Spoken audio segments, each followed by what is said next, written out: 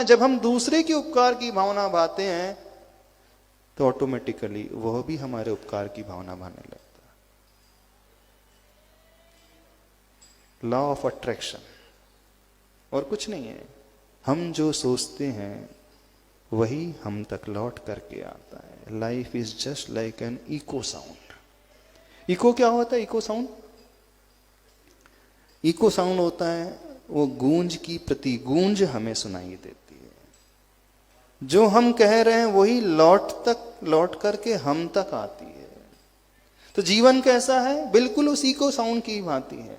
जो हम सोचते हैं वही वर्गणाएं हम तक लौट करके आती है। हम किसी के बारे में नेगेटिव सोचेंगे तो देखना उसका असर ये होगा कि उसके अंदर भी वो नेगेटिव फीलिंग आने लगेगी। और हम किसी के लिए मंगल सोचने लगे, अच्छा सोचने लगे, तो उसका असर देखना, उसका हृदय भी आपके प्रति मांगलिक भावना से भरने लगेगा।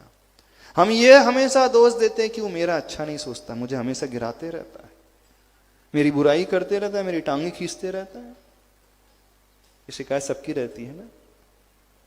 तो जिसे हम दोष दे रहे हैं कहीं ऐसा तो नहीं शुरुआत हमने कर दी?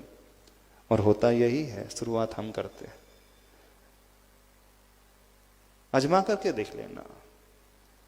पड़ोसी के बारे में बुरा सोचना शुरू करो, उसके अंदर भी वैसी फीलिंग आने लगेगी।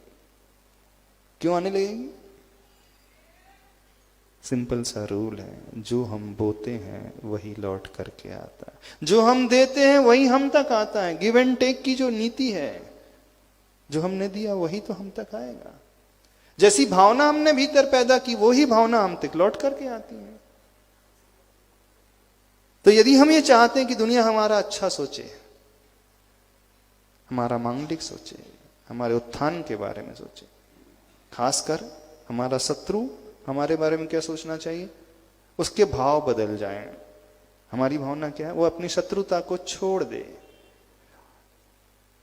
तो हमें क्या करना होगा? बस हम उसके प्रति अच्छी भावना से भरना शुरू कर दें।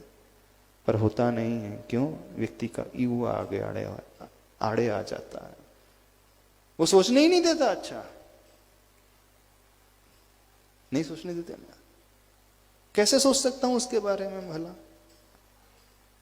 नहीं, उसका तो और बुरा होना चाहिए, और गिरना चाहिए।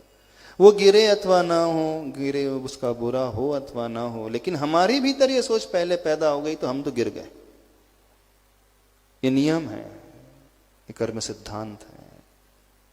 समझ रहे हो कि नहीं?